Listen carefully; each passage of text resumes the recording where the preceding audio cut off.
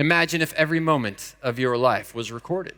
And towards the end of your life, a museum was built to honor you. Imagine what it would be like to walk your museum. What would you see? How would you feel? Ladies and gentlemen, having that concept or any other concept that works equally powerful for you changes the way you look at everything.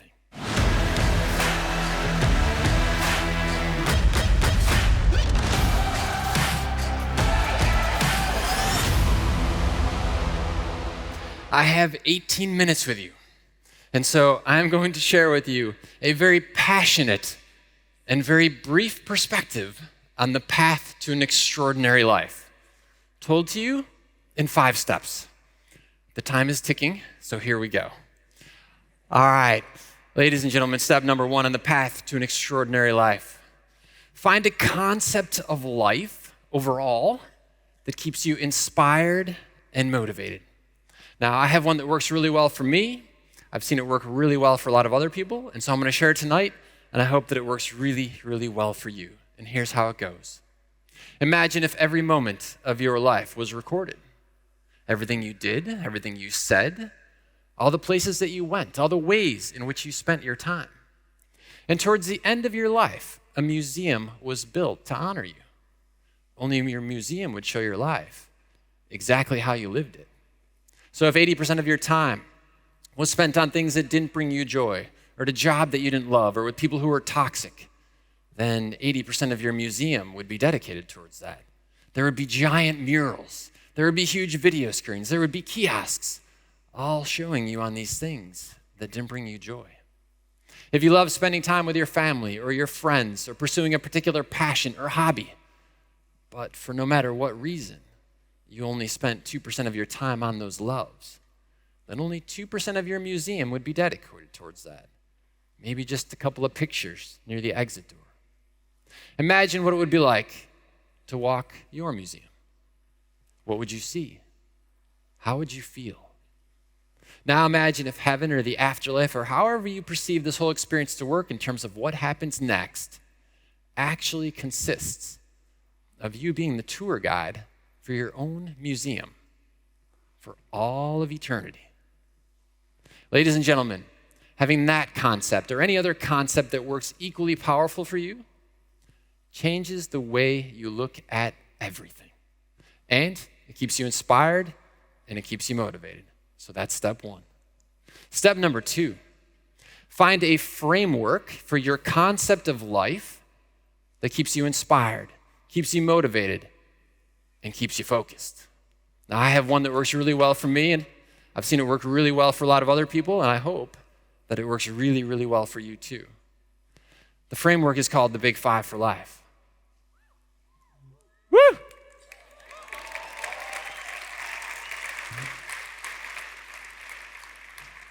Your Big 5 for life are the 5 things that you most want to do, see, or experience in this amazing lifetime before you die. The 5 things so powerful that if you were to do, see, or experience them during your life, then in the last few moments of your existence, you could look back over your life and you could say, you know what? No matter what else I did or I didn't get to, I got to my Big 5 for life. And therefore, my life is a success by my own definition of success. Now, your Big 5 for life can be short-term in nature. You may say, you know what? I think it would be really awesome to snorkel and swim with green sea turtles off the coast of Hawaii. Anybody want to do that one? There we go. Your Big 5 for life can be longer term in nature. You may say, you know what? I want to have a loving relationship with the people that matter most to me. What they are is entirely up to you. The critical thing is to know them so you can stay focused on them. All right, so step number 1 was find a concept of life overall that kept you inspired and motivated. Step number 2, find a framework within your concept of life that keeps you inspired, keeps you motivated, and keeps you focused. Step number 3, align and allocate your resources in support of that concept and the framework. Now, when we think of resources, we often think of financial, and that is one big resource. So let me tell you a little story of a family and the way that they allocated and aligned to create a spectacular museum day moment. They went through the process of discovering their Big 5 for life, and as a family, they said, you know, it would be awesome. It would be awesome to go to Africa on safari. Anybody else want to do that one? Woohoo! So they took a look at their family budget and they said, that's not really in the family budget.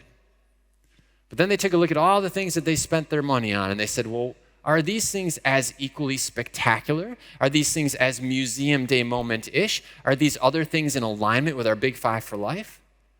And the things that weren't, they decided to reallocate. They were so passionate about this that they took a look at what they did for each other's birthdays and what they did for Christmas. And they said, you know what? Those holidays are awesome, but typically a year afterwards, we can't even remember what we bought for each other. But we have a hunch that if we allocate those resources towards going to Africa, that we will remember that for a lifetime. It took them less than 2 years, and they went off to Africa, and they spent 2 weeks in the midst of safari and had the time of their lives. It was so spectacular that when they came back, they said, that was absolutely amazing, and we are super, super motivated now. It took them less than a year to go back to Africa again, and again, and again. Now, in addition to our financial resources, we have other ones like our energy. We spend approximately 70% of our awake life, Monday through Friday, either at work, getting to work, or thinking about work. That's a ton of energy. But imagine if you were actually getting paid to live your big five for life. Now, people say to me, John, that sounds so hard. But think about it, it's not. Imagine that you love kayaking. And imagine that your skill is you're an accountant. Why not get a job as an accountant in a kayaking company?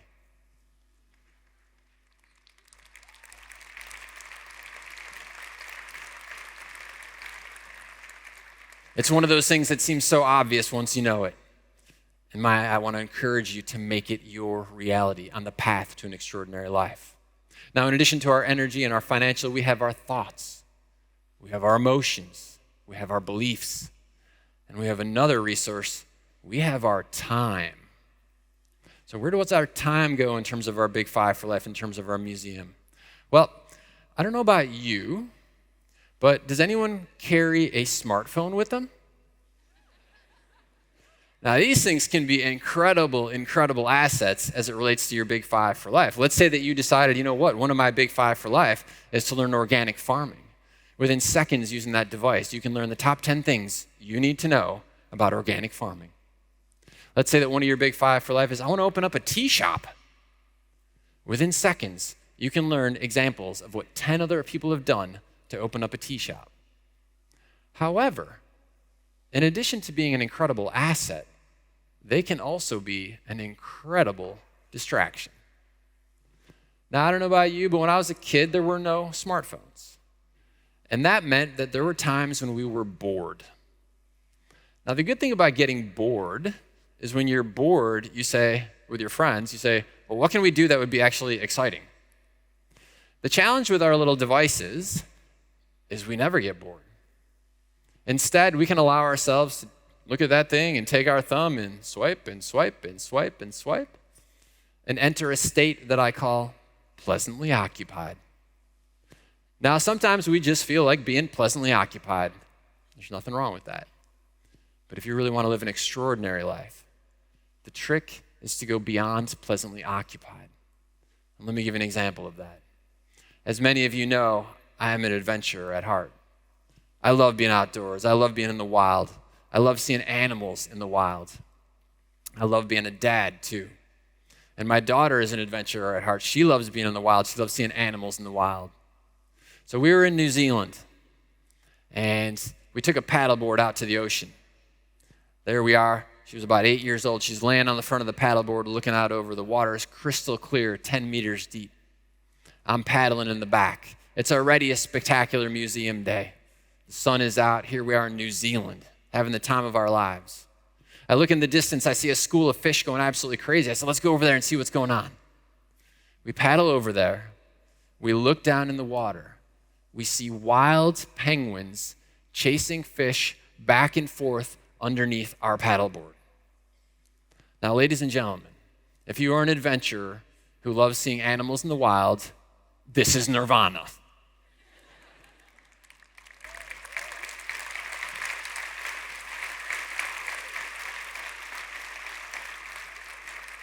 Now, the great thing about this is once you've experienced that, doing this for hours a day will no longer hold your attention. And that is one of the key steps to living an extraordinary life. All right, step number 4. It is really interesting how things like algorithms become significant portions of our life. And so step number 4 is to send signals to the cosmic algorithm of the universe, which support you living an extraordinary life. Now, if you get on your computer right now, or you get on your phone, you get on Google and you type in purple cows with pink polka dots. Purple cows with pink polka dots. And you type this in about 50 times. In a couple of minutes, you're going to start to see articles, videos, pictures, all about what? Purple cows with pink polka dots. Because the algorithm is learning. It is watching our behavior, and it is saying, based on that behavior, I guess that's what you're interested, and therefore I will give you more of that. Well, ladies and gentlemen, there is a much bigger algorithm at play. It is the cosmic algorithm of the universe. It too is watching. Oh yeah.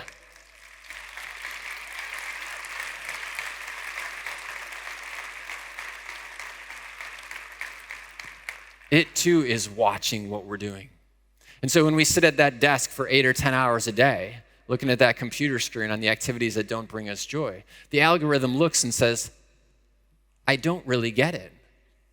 I mean, they are creatures of free will. They live on this amazing planet. They could do anything they want with it. And they keep sitting in that chair at that desk looking at that computer screen, even though their back is hurting. They're missing their yoga class in the morning, which I know they love that. But the algorithm says, well, again, they're creatures of free will. They can do whatever they want. And I, as the algorithm, are a benevolent force. I love them. Therefore, since they seem to love this particular activity so much, I will give them more of that. Oh, ladies and gentlemen, we are constantly sending signals to the cosmic algorithm of the universe. If you want a different extraordinary reality and you don't like the one you're currently in, send a different signal. And I would recommend, thank you.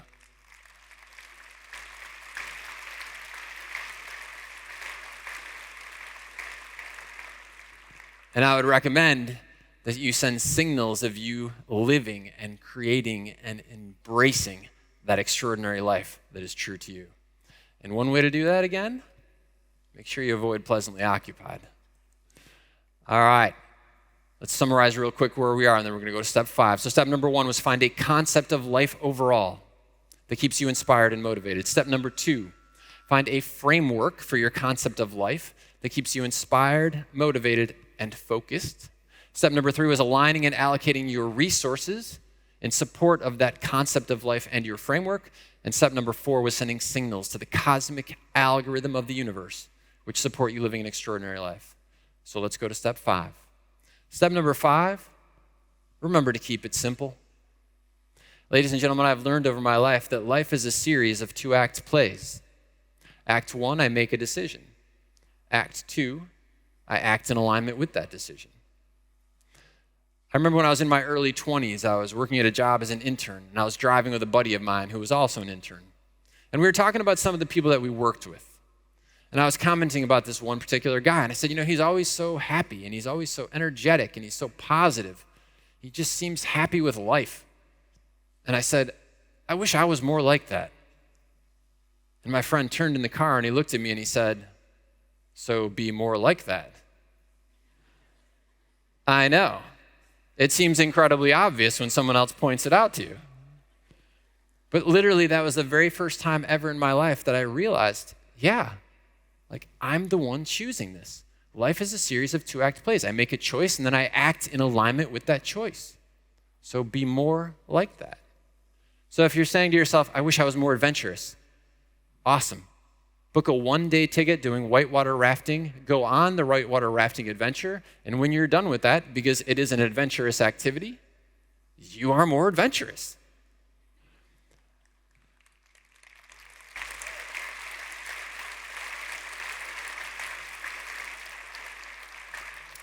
I'm going to give you 3 examples that you are absolutely a master at this already. Now, how many of you walked in here tonight? Look at all those hands go up. Do you realize that there was a day that you did not do that? There was a day that you were a little baby and you were hanging out with a bunch of other little babies and you were talking to each other in baby talk so the parents didn't understand what you were saying. And you turned to the other babies on that day and you said, yeah, no, I'm thinking about trying the walking thing. And your friends are like, what are you talking about? You said, I'm thinking about trying, the walking thing. He said, are you crazy? You're so good at the crawling. You're like lightning fast on carpet, on hardwood, on tile. I said, I know, but I'm thinking about trying the walking thing. And as a matter of fact, I'm going for it right now. And they said, are you sure? And you looked at your friends in the eye and you said, don't worry. I got this. And you crawled yourself over to the couch and you reached up with your little hands and you pulled yourself up and you did what all little babies do in that special moment. You bounced, and you turned and you took a step and maybe you fell down. But it didn't matter because you turned right back to that couch. You reached right back up with your two little hands. You pulled yourself back up and you took one step and another step. And in that moment, you became someone who walked.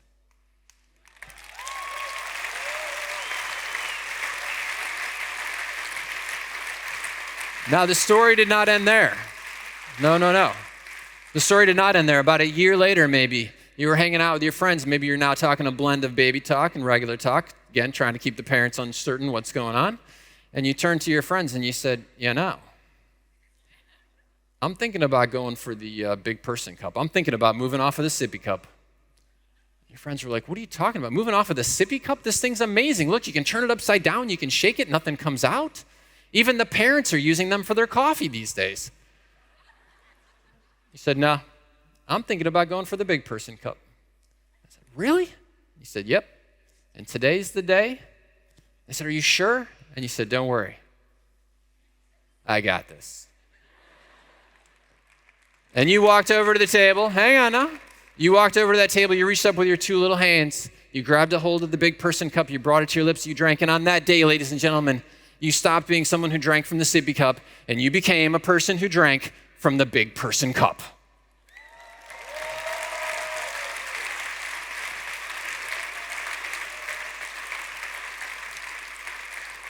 So the next time that you are thinking about doing something in your life and you're feeling a little uncertain, you're feeling a little unsure, I want you to look in the mirror, or even better, take out that cell phone, take that device out. I want you to look at it. I want you to put it in selfie mode. I want you to look at it and I want you to say, we learned how to walk. We drink from the big person cup, and we can do this. I got this.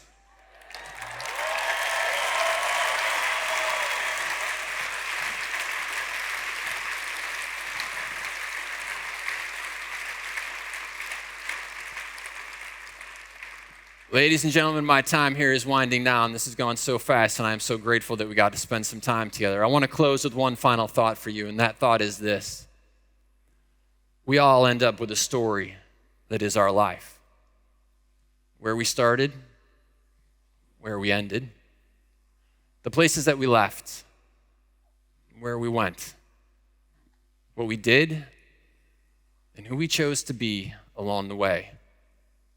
My great wish for each and every one of you tonight is that you are active in choosing your story and that you choose one that is truly extraordinary. Thank you so much, ladies and gentlemen. It has been an honor to be here with you.